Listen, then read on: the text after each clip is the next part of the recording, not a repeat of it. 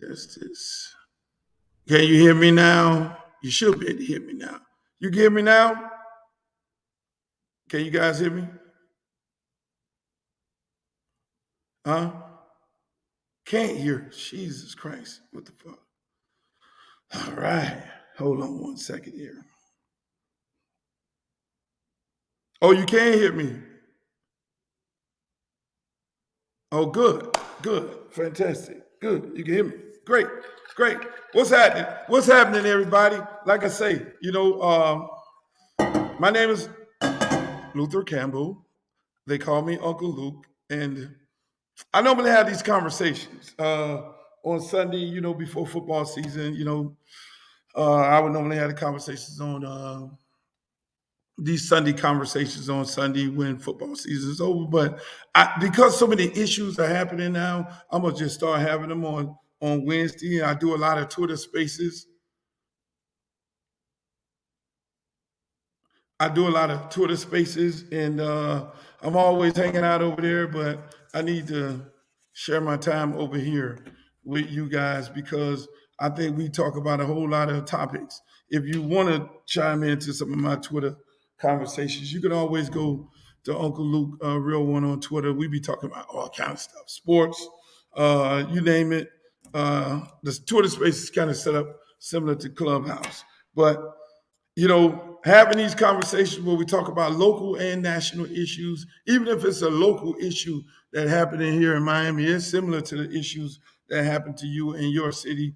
And we talk about sports, politics, entertainment, and as you know, there's been a lot of stuff going on around town. A lot of stuff going on in the country, whether it's Kyrie Irving or it's Kanye West. I want to shout out before I get started to Eminem. Eminem got the Rock and Roll Hall of Fame. He was inducted into the Rock and Roll Hall of Fame. And one of the first people he said, shouts out to Detroit, one of the first people he said that he felt like should be into the Hall of Fame or help mold him, which I was surprised, was the Two Live Crew. He was like, yo, the Two Live Crew helped mold me. I'm like, oh shit, Eminem. You know what I'm saying? So shouts out to Eminem. Yeah, Brett Favre. There's a lot of stuff we could talk about. I've been on hiatus trying to coach football. Excuse me, I'll do that time and time. I got to keep my water count up. But, that's what we do. Froze? Don't tell me we're frozen. There's a lot of people trying to get on here at one time. Hey, look, but tonight's conversation is with Chairwoman Chirstine King. The chairwoman, she's going to come on here. We're going to have us a nice conversation because one is the topic of Black Beach, historical Black Beach here in Miami-Dade County. And I know a lot of you guys come down to Miami on a regular basis, whether you go to South Beach or you hang out. We have a tendency of saying, it's a difference when it's cross the bridge. So if you are from out of town, and you want to hear, if you are from out of town and you frequently here often, you need to be a part of this conversation. You definitely need to be a part of this conversation because it's a very, very important conversation that we get ready to have with the chairwoman. Chairwoman, let me just say this here. Being an elected official is very hard. It's very hard. And it's hard for so many reasons, and because it's hard, because people like me, and people like me, we hold elected officials to a high standards. But at the end of the day, you got to be real about this. Elected officials, especially when they just got in office, you got to let them find where the bodies are buried at. You got to let them do some work, some catching up from their predecessor. And when they do find where they're at, then it becomes, I got to please everybody. It's virtually impossible to please everybody. Everybody's going to have a difference of opinion. And it goes back to why I voted for that particular candidate. because that's why it's so very important for the candidate to have what? These are my notes. For that candidate to have a platform, and you vote for that candidate based on their platform. You know, and you fall in love with the candidate and you say, I believe, okay, tough on crime. I want to do this. I want to do that. I want to do it. And then the candidate gets in and they're working based off of their platform, based on what the people voted them into office for. And then as they are working on their platform and working for the betterment of the people of of the district and the area and the county and the city and the school board that they represent, then they find different things that I want to see this and I want to see that. And a lot of people don't agree. And there are a lot of people that do agree. So the best advice I could tell people, because I've been dealing with politicians forever. And I don't call them politicians, I call them my friends. The best advice I can tell, just have a conversation. It's nothing wrong with having a conversation. You know, they have offices in your area. You can go to their office, send them an email, go downtown, go to a commission meeting, just have a conversation. I always say that because, we could all stand on a soapbox and we could scream bloody murder, but what does that get you? Getting to go to the meeting and shame somebody. What does that do? Just call them up, have a conversation. Now, if you have to get to that, then you got to do what you got to do. But I think it's very important to have a conversation with the elected officials. So with that said, I'm going to bring on, ladies and gentlemen, the chairwoman. The first chairwoman. First, got to be. I'll ask her that. Got to be the first chairwoman, African American chairwoman, or chairwoman. Period. In the history of Miami-Dade County, Scott, she got to be the first, and probably one of the only ones. So, hey, Hey, doing, chairwoman? how are you? I'm fantastic. I am fantastic. I see you looking good. You got your art in the back and everything, and you laid back. Girl. Man, I'm just happy that you're able to join us tonight. And like I tell everybody, this platform is for you. Anytime you want to get some message out, you could always, hey Luke, I need to get on here and tell the people some things about what I'm doing, what's going on. I'll just explain some things that are happening. And that's what this is for, and that's what I try to do this for. But I just want to thank you for coming on, and I'm happy that you're here to answer some questions and share some things that a lot of people may not know about the process. Well, thank you for having me. We've known each other for some time, and we should have done this a long time ago. I just celebrated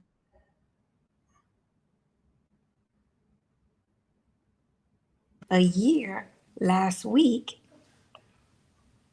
and I've had a wonderful year. So many accomplishments. So many accomplishments in the first year that I'm so proud of, and I look forward to continuing to serve. Let me ask you something. How does the transition work? Because people always, you hear in these presidential Now I campaigns can't when hear there's a you. I don't know what transfer. happened. You can't hear me? Can you hear me? Can you hear me?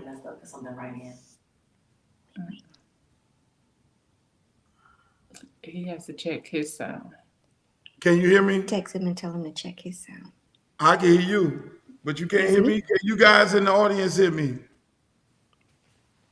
I think because something ran in and creeped it off. Hold on, let me check on here. So you may have to log out. Can you guys in the audience hear me? Can you guys in the audience hear me? I look forward to continuing to serve. Let me check on here. So you may have to log out. Can you guys in the audience hear me? Oh yeah, they can hear me. Yeah, they can hear me. I think the chairwoman, Can you hear you're me? back. Yes, I can hear you. Okay, my phone rang and something happened and the whole thing turned Yeah, off. you're gonna freeze up when the phone ring. Oh, okay, because this is my first time actually on Facebook Live. Oh, If we so put my phone on airplane mode, will it turn you off also? I No, don't know. I'm Oh, no, not a okay. no, you're technology fine. person. All right. They fix. I'm here with my chief of staff and my senior executive assistant because I know technology is something else. It's a beast. Trust me. I mean, my assistant, he'll be over here in a minute.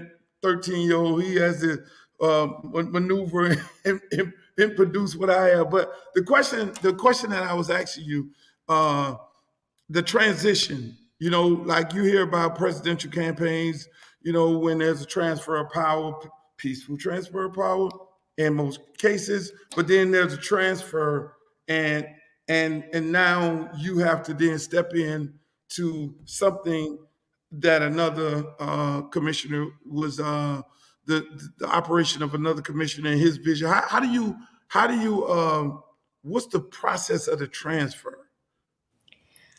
well, I can speak for how it was for me. And for the most part, my predecessors all wanted the same thing, and that is to serve the community.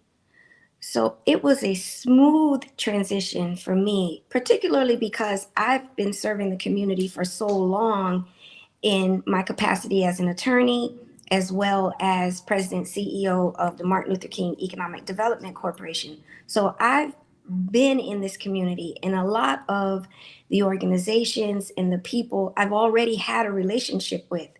So I knew about the good work that was being done by organizations in the community.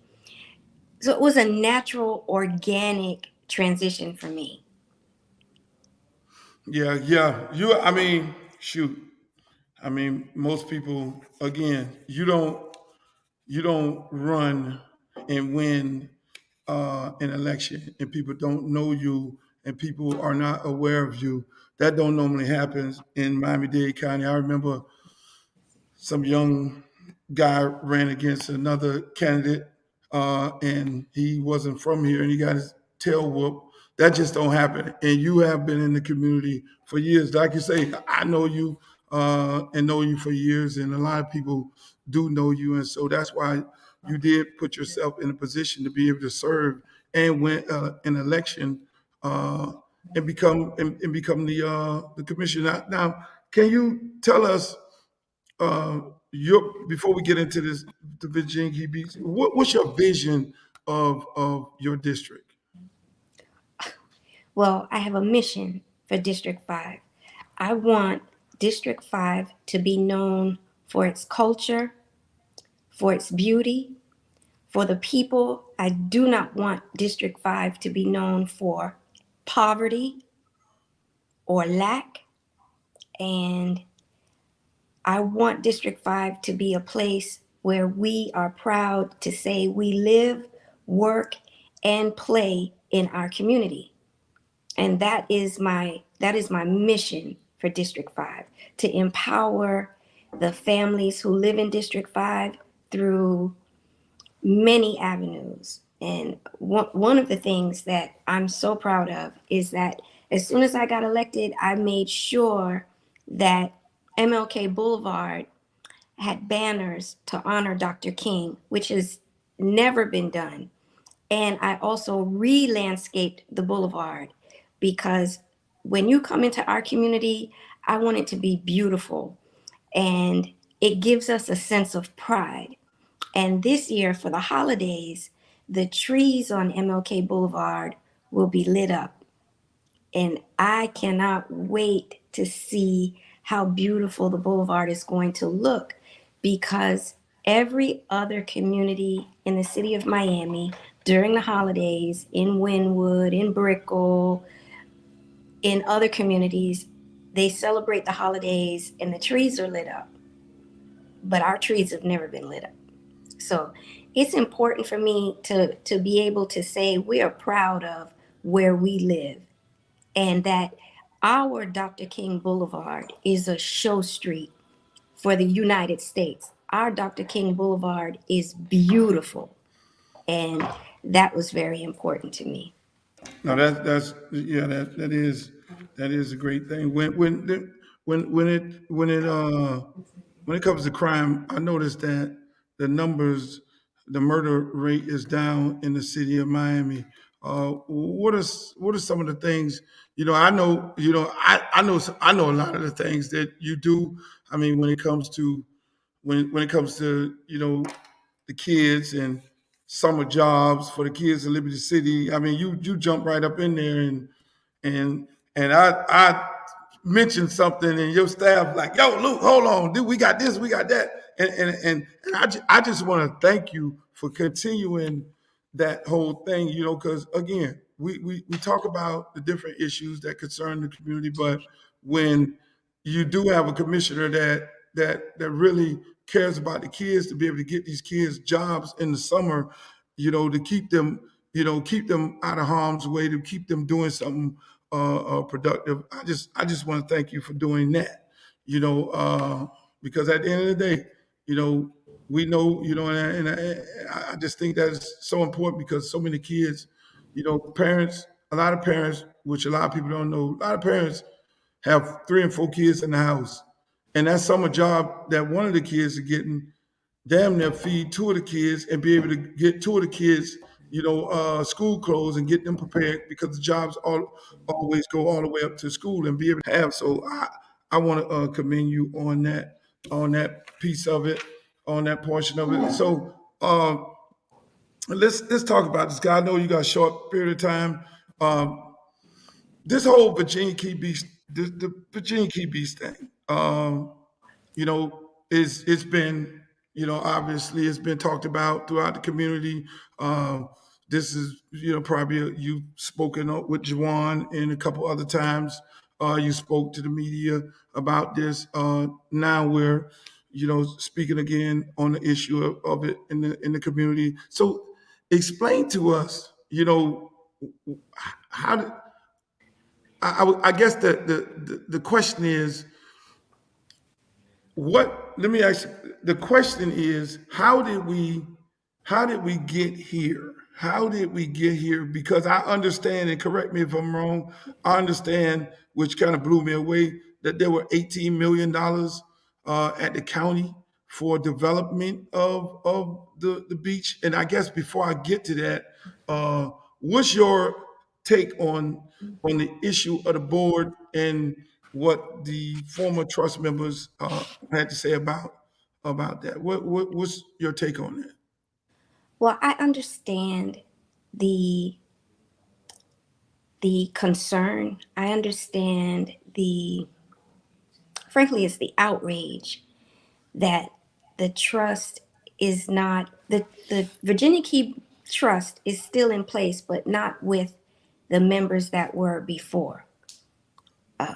The commission passed legislation now where I'm the chair. I have 2 appointments, and each commissioner is now sitting on the Virginia Key Beach Trust.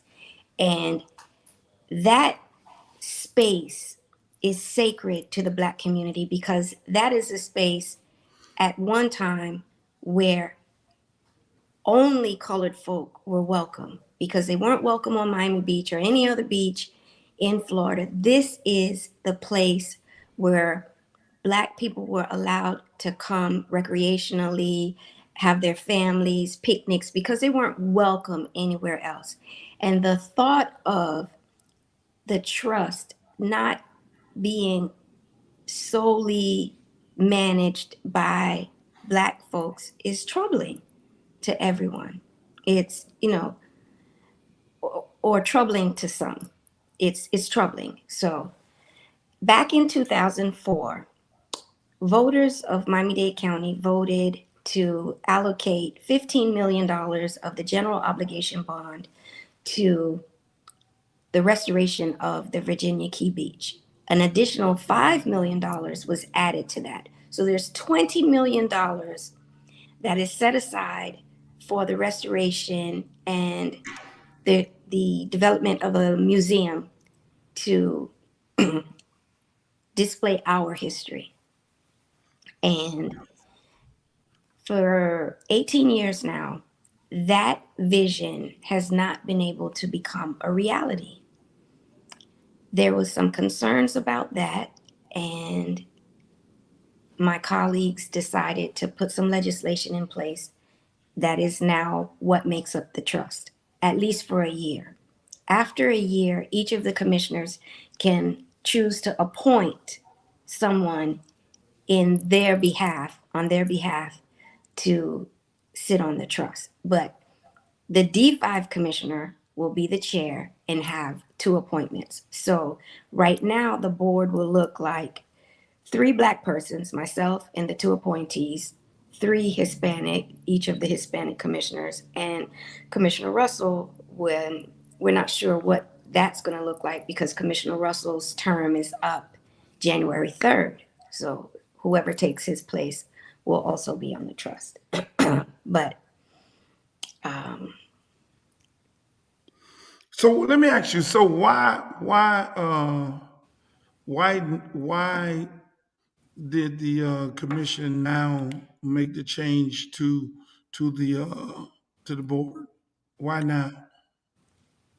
there were concerns. There was an audit. There was an audit done, and there were concerns about the audit.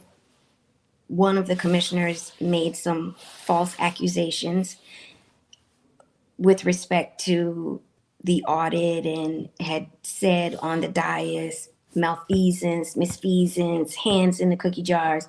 That when they started talking about that, I shut that conversation down. And when the audit was finalized, there was no finding of malfeasance or misfeasance. None, not at all. No one's hand was in the cookie jar. There were 8 findings, but there was nothing to suggest anyone had done anything wrong. So, but So the fact that 18 years has gone by, not much has happened. There was a plan put forward that Miami-Dade County did not accept. And as I understand it, I've spoken to Miami-Dade County to see where we are because I started doing homework on what can be done, how can we move this forward. We're starting from scratch, essentially. We will be starting from scratch. And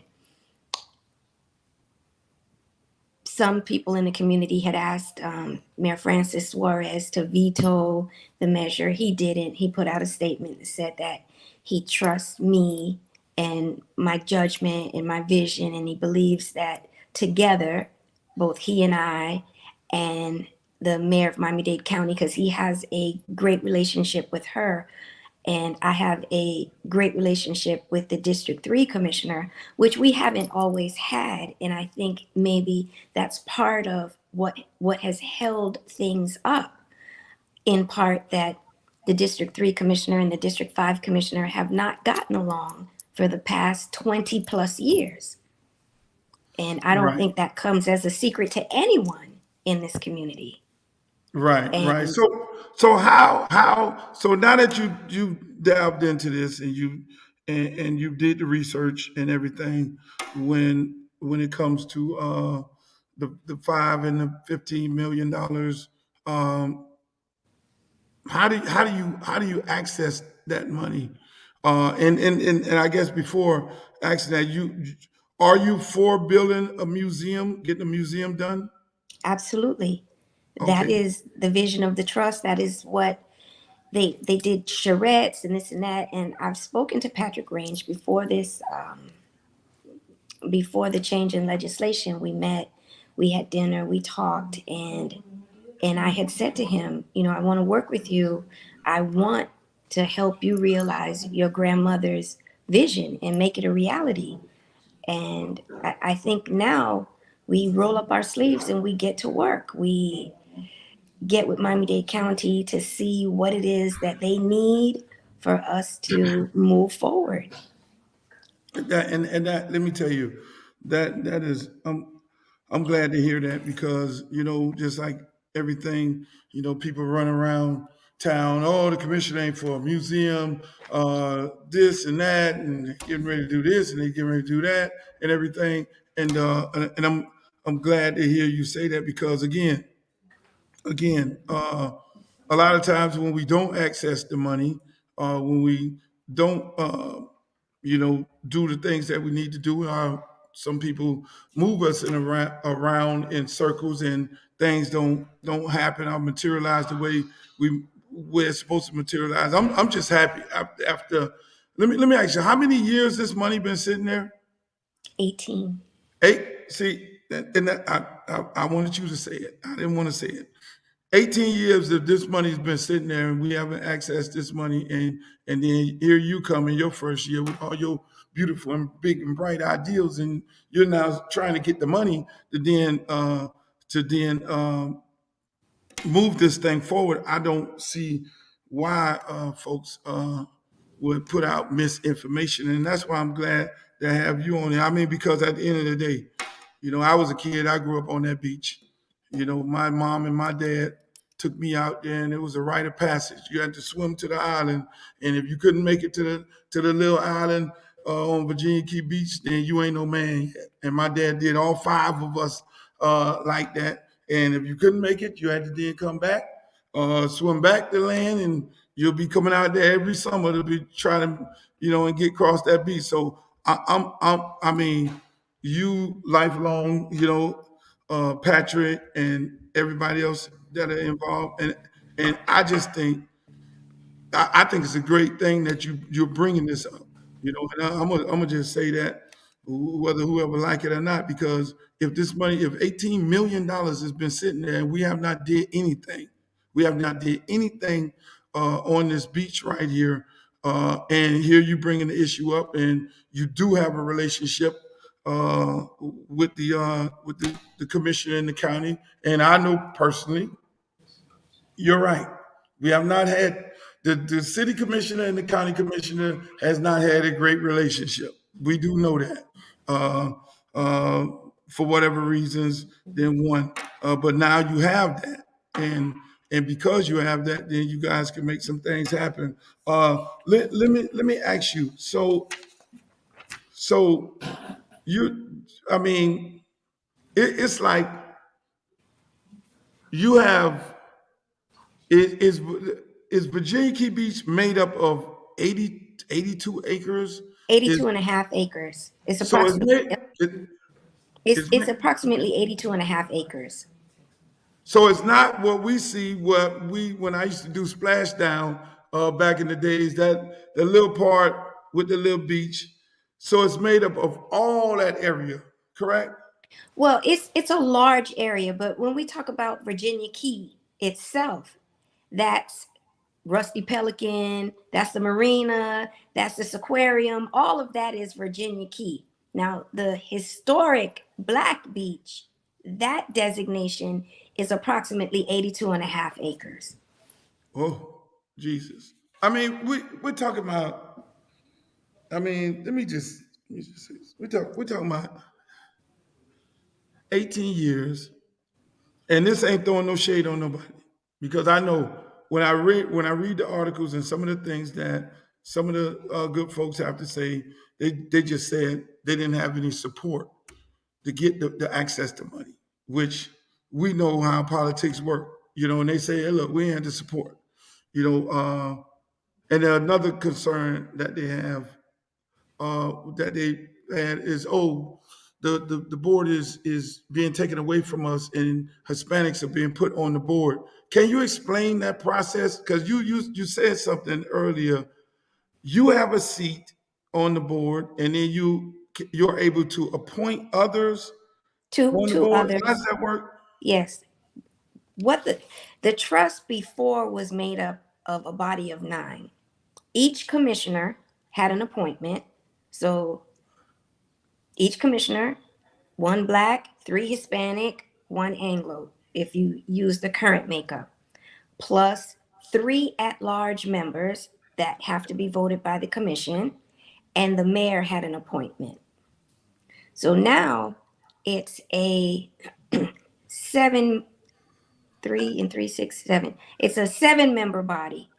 Myself, 2 appointments, each commissioner, 3 Hispanic and 1 Anglo. And that's the trust now. That's what makes up the trust now. And in a year, if we can right the ship, the commissioners can then choose to appoint someone, which would look like what it looked like before. Because See, then they can choose to appoint who they want to appoint. man, and so how does Virginia Key Beach and how does it operate right now? What does the money make? Does the trust make money? Does the trust raise money? Does the city pays the bills Well, of the trust in Virginia Key Beach right now? the city finances the trust. The trust was receiving $300,000 from the city. That amount doubled. I led the charge to increase because their request was to receive $600,000.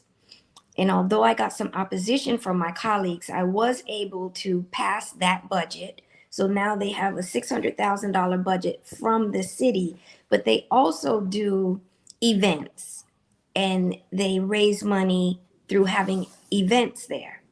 A couple of years ago, Ultra was there, the EDM Music Festival, and they do other festivals. The last time I was there, I attended the Vegan Block Party, and they generate income that way. And I think mostly they receive revenue from events, but it's not enough because the city does fund them. They have a budget of $869,000 for staff. That includes 17 staff persons and 3 consultants.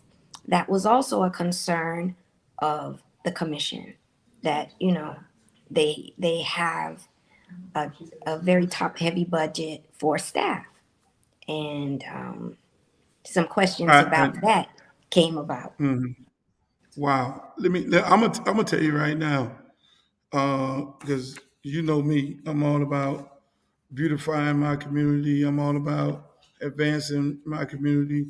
I remember when, we were all sitting in the back room after Keon lost to Audrey, and Audrey hates my guts right now. From that day on, hate all of us. But I just say that to say this, you know, I know he had a vision, and we went and we looked at a park that he grew up on, that me and Sam founded, that used to hang out, and every other commissioner would hang out. And we went and said, hey, look, this park had not been renovated, had not been touched for over 50 years. The irrigational system at the park had not been touched for over 60 years. None of the buildings, none of the structure, and at the end of the day, we eventually ended up doing, with Commissioner Teal, getting the Carrie Meek Center built.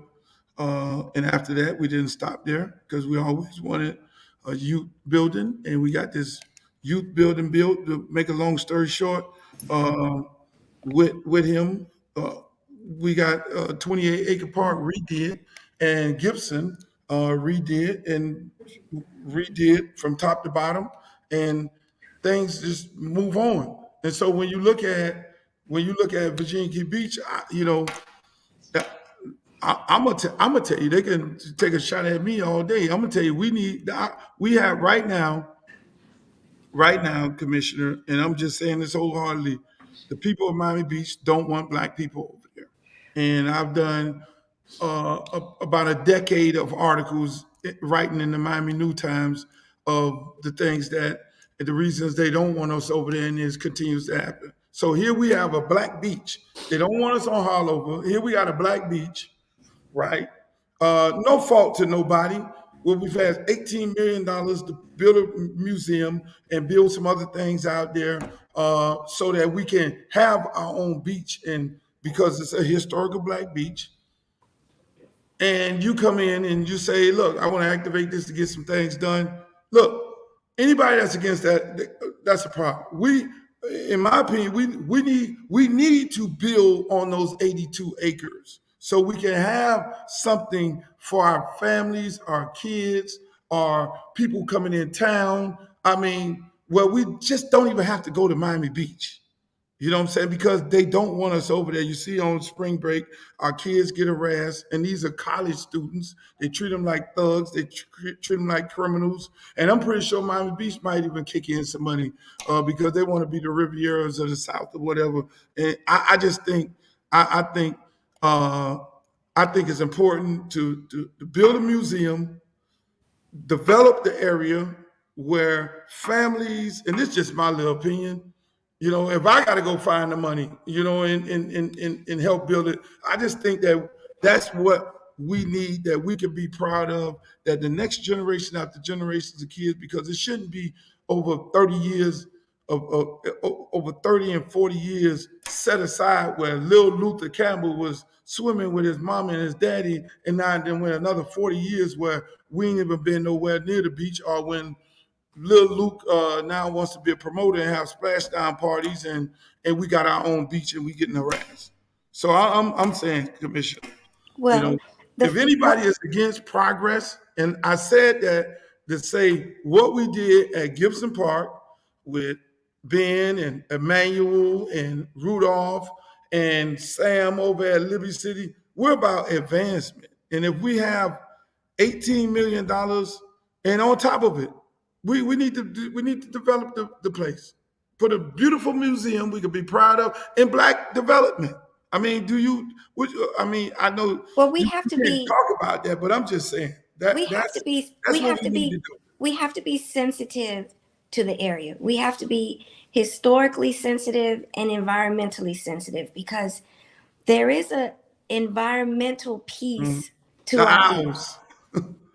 Right. So we have to be sensitive. One of the things that I would like to see happen is that we can begin to swim again at the beach, because you can't swim there right now as it is.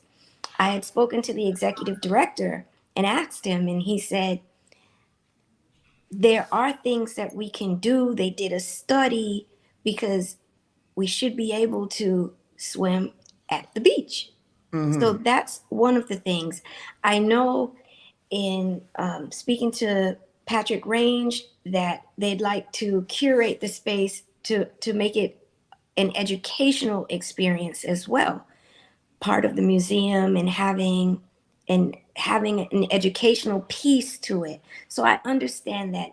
I haven't gone farther than that. I heard I was speaking to some folks today, and they were like, "Oh, you're gonna put a hotel out there?" No, I'm not gonna put a Hilton or a Marriott. I want whatever we do, that museum and whatever, to be to fit the environment, to be suitable to the environment, because we don't want to destroy what's out there. We want to improve upon that beautiful space and make it a place where our families can come. Right now, it's an event space, really. They have events out there, but you can't buy a hot dog out there.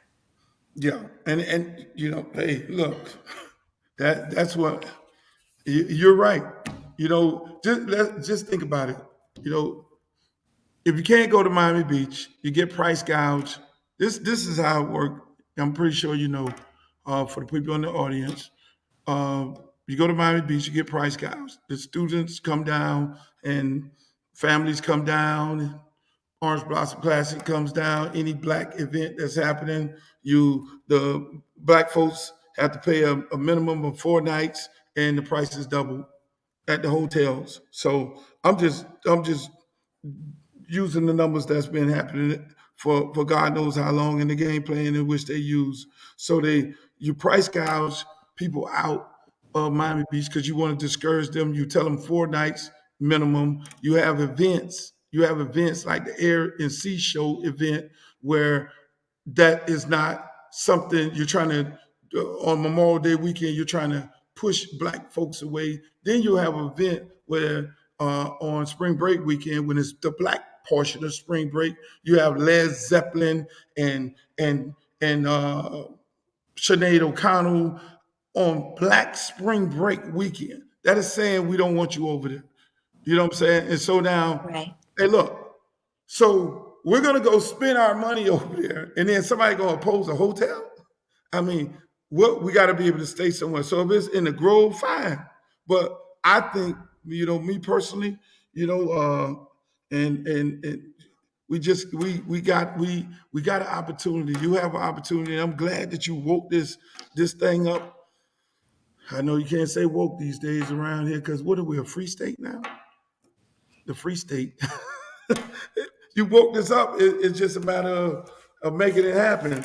I mean, I, hey, look, but the best part of this is you guys are talking, and I'm happy because I started this conversation off by, we're doing all the screaming in the community, but we just need to sit down and have a conversation.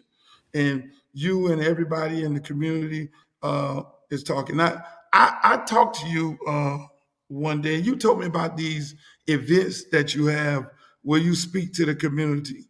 Can you talk about Well, when I was campaigning and I went door to door, I would hear, you guys come around when you want my vote, and then I never see you again until the next time you want to vote." And I said, I'm not going to be like that.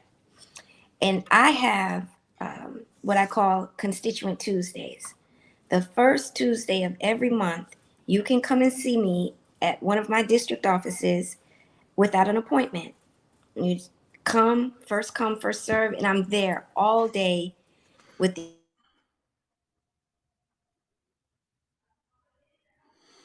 Commissioner has a phone call.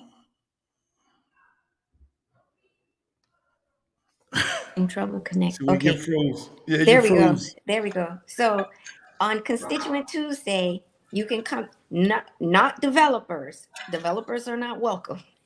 My constituents can come and meet with me and share with me their concerns and what's going on in their neighborhood and whatever issues they may be having, and we address them right there. My staff is there with me. If it's a public works issue, we get in touch with public works. A woman came this past first Tuesday. She was in jeopardy of being homeless, her and her daughter, and we got to working on that to help her move past her housing issues. And I had 21 appointments. I met with like 36 people, and that's how I connect. A woman and her husband came in. I had knocked on their doors and I remembered them. And I said, "You live next door to your son?" And she says, "Yes, you remember." They had been meaning to come and see me, and I'm told that I'm the only commissioner that does that. I'm the only one that makes myself accessible to the community, but that's why I was elected, to be a representative of the community, and that's what I do. And I'm proud of that. That is my favorite day of the month, Constituent Tuesday. It's a long day. You do it every Tuesday? No, not every Tuesday. I do it the first Tuesday of every month. And I cancel stuff. I won't attend stuff so that I am available, because I made that commitment to the community that I will be there. I attend all of the HOA meetings in my community. I try to do them quarterly. My staff attends every one of them. And that's what it's about, connecting with the community and being there for the community. And I'm going to continue to do that. That's a great thing. And let me tell you, Commissioner, I think that's a great thing. How can they find out what area of your district you'll be in on every Tuesday? Is there like a website Okay. that they can go to? I had lost you. It was circling again. Yeah, how can people find out About what, Constituent yeah, Tuesday? where you'll be at on a It's given on Tuesday? all of my social media platforms, and it goes out on email and it's in my newsletter. I also have a monthly newsletter. We also have a quarterly newsletter that's mailed out to folks. So I try to keep everybody informed. We have a daily newsletter, a daily email that goes out, news you can use. We talk about jobs that the city is hiring, whatever that's important, we try to get it out. We try to get it out there like that.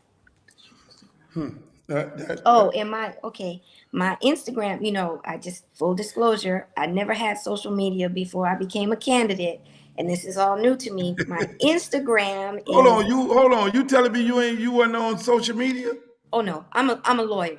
I'm a lawyer first, and my clients, they get in trouble with social media because they share too much. And the first place I would go to get somebody is their social media, because all of that social media stuff is evidence. So I just never had it. I never had it, but now I do. And my Instagram is I am Chirstine King, and I don't know what else. So let me ask you. There's a question on here. Some guy named Garcia. How do you being that this property is Black Beach is in Ken Russell's district, and you have other commissioners and they have appointments on the board. How do you keep this thing black? I mean, you got to do a lot of politicking to keep it a black. Well, to keep it black, my colleagues requested that I be the chair. Oh, okay. My Oh, colleagues did that, and they Oh. gave me the 2 votes. So I really need only one of my colleagues to agree with me to pass the agenda, because that'll be 4. That's the majority. So they really set it up so that it's what I want. It's what the Black commissioner wants. It's what the D5 commissioner wants. Because I need 1 vote to carry the agenda. So that's something else. Let me tell you, Commissioner. I wanna hold you up all night. I want to thank you for coming on here, and the only thing that I hope we, like I said, is we develop something out there. Even if I got to go find the people with the money, and the main thing, hopefully we don't get like, you know me, hopefully it won't get like normal business in Miami, Florida, where somebody that don't look like us go develop, or we hide behind somebody, or they didn't hire one of us as a consultant, and one of us didn't play like we're really developers, but we're not really the developers. I just hope that you can find a great group of people from Miami to create and to build this museum and whatever else potentially can get built. And it's done by us for the first time. I think that'll be the first time ever, because I put on Facebook about 6 months ago, and I kind of, you ain't on social media, your pit bulls are. I put on Facebook, I said, this is my thing to all elected officials. All elected officials, I know at least 20 Black millionaires. So these Black millionaires, why we're not using them to build our community? And I kind of put that charge out there. And some of the elected officials hit me up, like Reggie, the vice mayor of Miami Gardens, and I brought the group of these guys. Hey, look, man, go Reggie. They trying to build a hotel in Miami Gardens, and Reggie showed them some sites and things like that. And so things like that can happen because we do have Black millionaires here. They just need to be engaged. absolutely. And when I was president at MLK EDC, I put together a list of Black contractors to do the district facade work in D5. All of my contractors were minority contractors. It was small, But that's important because they weren't eating before. Every single one of those guys that was doing the commercial facade work in D5 were minority contractors. LaRon, Kenneth, um, Elrod, these guys, black contractors doing the work. I stood with them, and it wasn't easy getting this program together, but they did the work. And there's several businesses that can, Clive Restaurant, Yes. minority contractor, did the commercial facade for there. Zuby's Market, minority contractor. Chantel's Lounge and Restaurant, black contractor, did the work for there. And I can point to it. I'm very sensitive to having people that look like us get a piece of the pie. Now, again, what I'm trying to do is see this museum get built. I have been in conversations with someone that has connections with the folks that did the museum in Washington, D.C. Because I want to see our Black museum built. It's important to me. I went to San Francisco recently. They have a huge Asian museum, and I spoke about it on the dais. It's a shame that Miami, Black Miami, doesn't have a museum that's representative of our history and our culture. Yep, you're And I'm right. going to do everything that I can to see that happens, that we do have a place that we can go and see our culture, our history. That you're right. I mean, that I see. I got a vision of your legacy because I can see it right now. Because again, just like you say, people. It's never a day that goes by where people say, "Why y'all don't have a museum down here like they have the Trap Museum in Atlanta?" The history of hip hop music and the MLK Museum. It's as if we don't have any history. And so I'm happy that you on that. You know what I'm saying? Because again, we can be in the next 20 years or 10 years, we can be priced out of here, literally, and you would have no resemblance of our history. It'd be as if we didn't even exist when African Americans and Bahamians came here and built this town. I mean, it would be almost like reverse gentrification. So, if somebody asks, a person asks for your email address, where could they find it? Um, they could go to the City of Miami website, and all of our information is there. That's great. And the email address is District 5. Is that the number 5? District, DISTRICT 5, the number 5, at miamigov.com. And before I let you go, people, she's real soft spoken, but she's acting like that right now in here, but she's really tough. She used to hang out at the park, Hadley Park. You gotta be a tough lady to hang out at Hadley Park. It was Manor Park. Manor Park, see what It was Manor Park. See what I'm saying? Manor Park. Hey, even if you said Manor Park, you already know if you hung out at Manor Park, you had to be she's a tough girl. So I'm just saying she's real soft spoken. And as you know, hey, if you board member Dorothy Mendigal just spoke. I put a comment in here. She says, school board member Dorothy Mendigal put on here, says, I'm planning to visit the museum in Alabama. And so that's what'll be happening. Hopefully real soon, people will be saying, hey, look, I'm going to visit the museum on Virginia Key Beach. The historic Virginia Key Beach. Historic Virginia Key Beach. And that'll be a beautiful thing. Hey, Chairwoman, I just want to thank you. And like I say all the time, please, look at that. People talking about Manor Park right now. And you done told your age on here also. Hey, you done told your age. Right. Hey, that Dorothy Mendigal, tough girl, she like you. you're like her. Don't get me beat up, because there's not too often where, and people hear me clearly, where an elected official say, you can come see me at my spot every Tuesday. I'm Not here. every You can talk to Tuesday. me about what your issues are. Talk to me The face first to face. Tuesday, the first Tuesday of the month, not The every first Tuesday. Tuesday of the The month. You see first how she, Tuesday of the hey, month. y'all see how she leaned back? She put her arm up like this. Yeah, the first Tuesday of the month. Now she had to put her arm down. Okay, all right. Hey, once again, I want to thank you for coming on tonight and hopefully clearing up some things.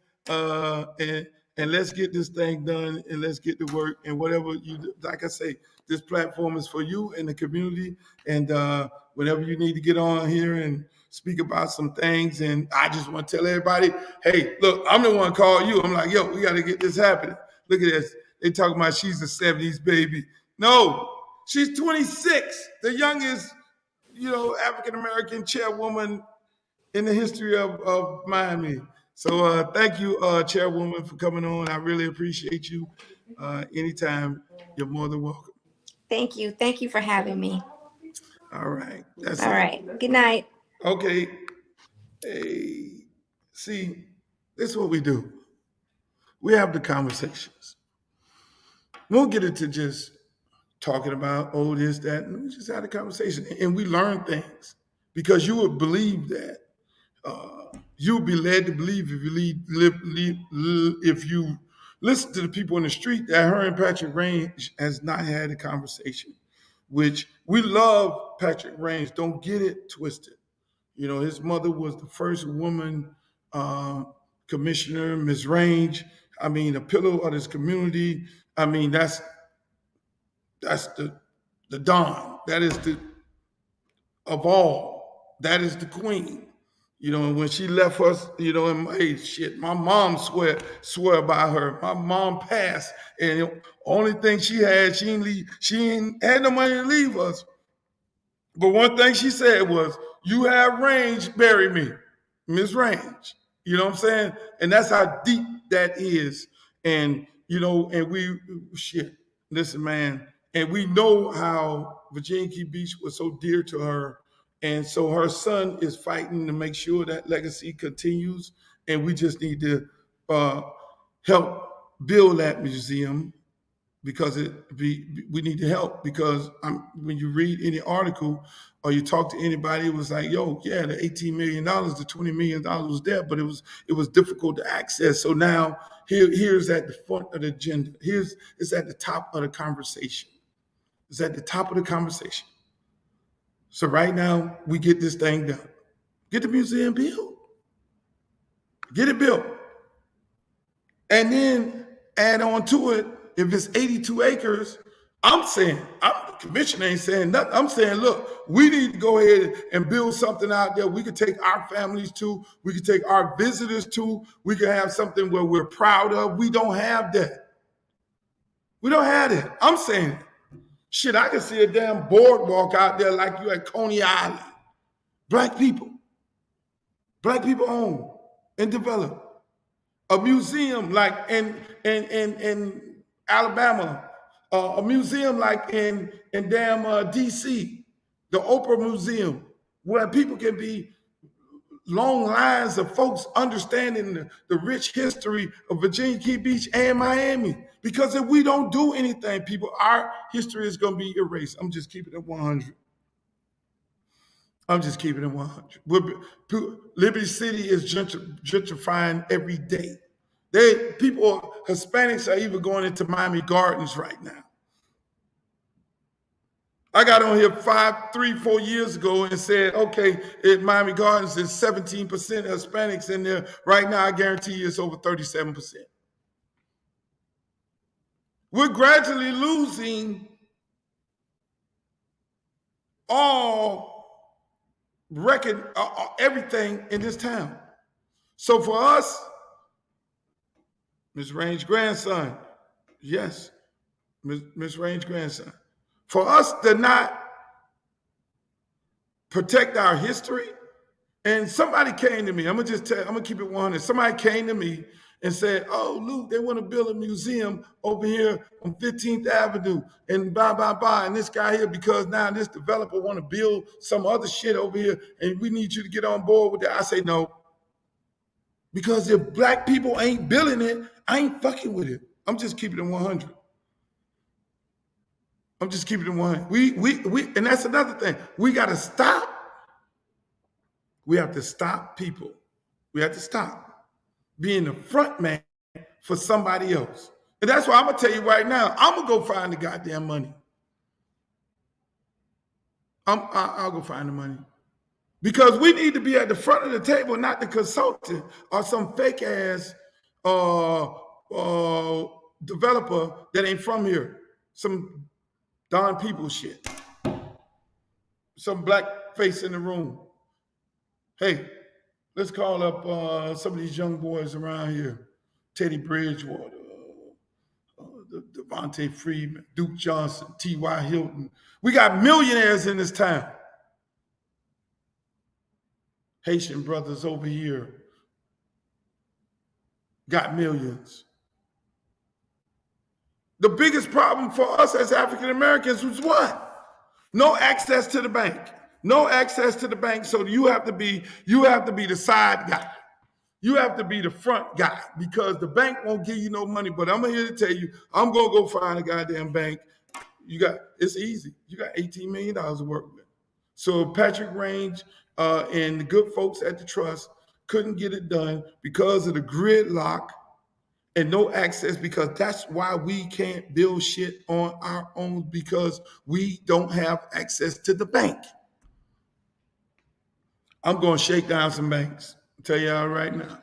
Y'all just follow me. They might come get me. They might book me, but I'm going to shake down some money trees where we'll have a front seat at the table and we won't be the front man for somebody else.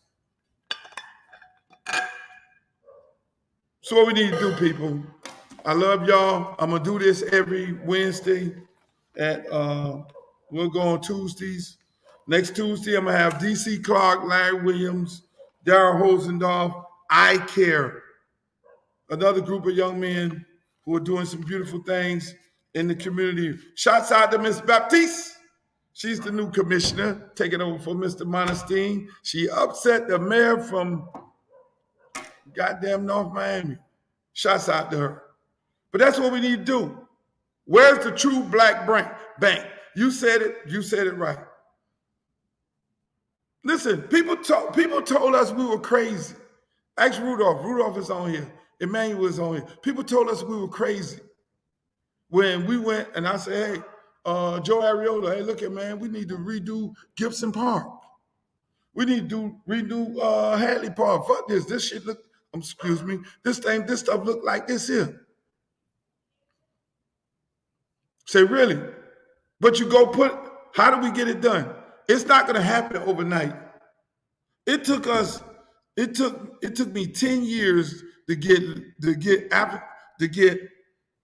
Hadley Park, Manor Park, renovated. It took Commissioner Spence-Jones, Commissioner Hardiman, Commissioner Teal. So just imagine how many years that they were. It may be more. I'm just downplaying it. But we had a vision. We had a vision, and people got to get stuck. But people got to stop getting stuck into closed-minded visions. Like everybody, it's all some shit going on and some conspiracy theory, and then nothing gets done. Meanwhile, Liberty Square, the poker bean, then turn into Taj Mahal. That is what happens when you don't do nothing. I'm not gonna sit up here and let that happen. Not no beach that I swim in as a kid, that my mom and daddy took me at. That was the only beach I can go to. The only beach I can go to as a kid. My ass is 60 years old. That was the only beach I can go to, because Miami Beach, we could not go to Miami Beach. You had to be off of Miami Beach at 6 o'clock or you would go to jail. You would go to jail and right now, they still don't want you on Miami Beach.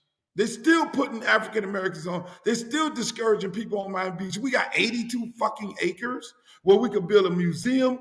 where we could build some entertainment that we could be able to take our kids to. We got one club in Miami Gardens, Studio 183, that black people own, Freezy. We don't own the Urban. We don't own the Urban. It's a black venue. We don't own that. It's a white guy own that. Shouts out to the guys who run it, who's managing, general manager. We don't own that. That's one condo away from being over. We don't own what the name of the cigar spot on 183rd on by the stadium. We don't own that. I hope there's some black guys that did buy it, but before, it's not us. What the fuck do we really own? AB owns G5. What else? And the black people own these other boom, boom, boom spots. No. We own nothing in this town.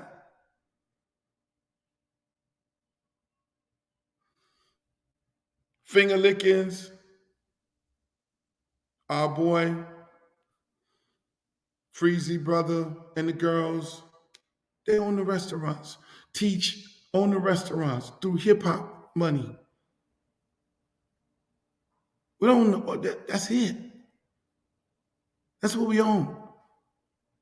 We don't own we don't own nothing else. But yet and still we spend Prime 112 make $10 million a year. 70% of the money that Prime 112 makes comes from African Americans. Y'all don't hear me. 70% of the $10 million that Prime 112 make comes from out of the pocket of African Americans. Whether African Americans live in Miami or they fly down, they go there, and that's really a black restaurant, and the man making millions of dollars. Do I know Miles? Yes, I know Miles. Is he a good friend of mine? Yeah, we cool. But we own nothing. So why would we not come up with an ideal of we have fucking 80, you tell me we got 82 acres, beachfront property, and we don't have shit. We don't have nowhere to go. We don't got nowhere to go, and the beaches and everything else around here, they don't even want us at. Commissioner got on here and say, oh yeah, well, I'm not gonna build no hotel. I'm like, Commissioner, build a fucking hotel. Because we gotta stay somewhere. If you got 82 acres, build one of them damn hotels like they got in Miami in Orlando with the water park and all that shit going on up in there, and the museum and the boardwalk with restaurants and concert venue where you have open air where we go there and our people running this stuff, and we have high-end restaurants, low-end restaurants, everything, all us. Finger lickings over here, a damn House of Mac over here. The other brother in Miami Gardens, his restaurant. Come on now. Come on now.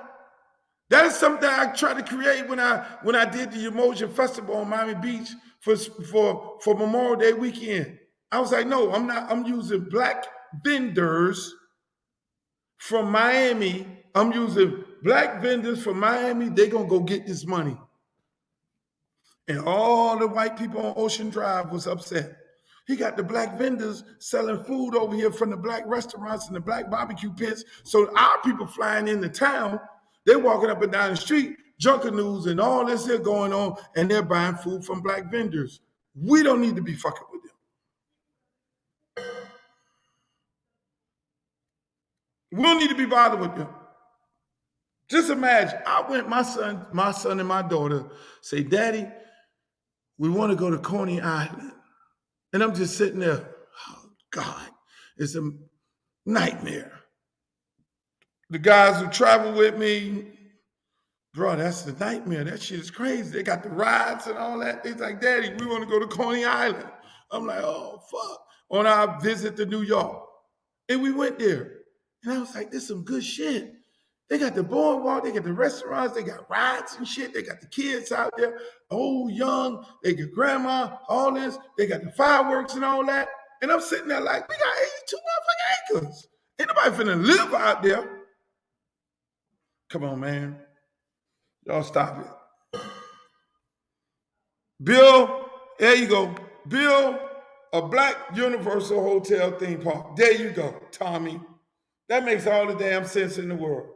So anybody against that, I'm gonna have to go back and talk to the commission. Look, commission, you're gonna have a museum there, and people gonna go there, and they ain't gonna have to leave, and we still don't have nowhere to go. We got a museum, we got beach. No, we got to do what? No, no. I'm sorry. If anybody that's upset, y'all can call me up. My number, you got my number. You can call Steve or you can call somebody and get my number because I'm on that. I don't care who I offend or whatever it is. You got 82 fucking acres and we have nothing and nowhere to go. We have nothing to be proud of in Miami, Florida. Nothing. Tell me where it's at. Outside of the restaurants, E-Class got, Teach got, and the brother right next to, oh shit, I've got a brain freeze. We got nothing. We got nothing. We got nowhere to go. We got nowhere to take our family. Tell me someplace where we can take our family that's Black. I wait. I'm listening. I'm looking in the timeline. Tell me somewhere we got to go. I want to spend money with us. And I want to bring, when my people, friends come down, I want to take my friends, hey, look here, man, we going over here. I want to be able to take my son, 13 years old, his friends, his buddies. I want to be able to take the kids to Liberty City Optimist somewhere. We got to get on, we got to go fucking visit their stuff. Look, that's my time. Okay, what? Ms. Lowe's, I'm upset and offended. What are you upset, Ms. Lowe's? Clives. Yeah. Give me a Clives. We got Clives. We got a jazz bar. We got our own cigar bar. We got this. We got open air venue where you got the entertainment. You got this. You got concerts. You got that. You got fireworks. Shit closed at 2 o'clock. Get your ass off the beach. Go home. Our stuff. Seafood restaurant, this. No Telemundo. No Telemundo. Yeah, Chef Creole. We got the Bahamian connection. Everything made up of Miami. Everything made up. Just imagine that, people. We had an opportunity of a lifetime. We got creative people in office right now working together, and we get ready to sit up here and fight. No, I'm gonna go find the money. I got it. Vizcaya Museum is the only place we can go near Virginia Key Beach. We don't own it. We have an opportunity to own it. Hey, I'm gonna see y'all next week. Tuesday, tune in right here. Same bat time, same bat station. 7 p.m. I'm gonna have the guys from iCare. That's gonna be another epic conversation. But I love y'all. Hey man, y'all stay safe out there. I know we got a little storm going on, but the schools are back open. I got my little text. School board sends me a text. But at the end of the day, look, man, y'all stay safe out there. Let's reach one, teach one. Let's talk to these kids about great things that can happen in their life if they just do the right thing. Yours truly, Uncle Luke, I'm out.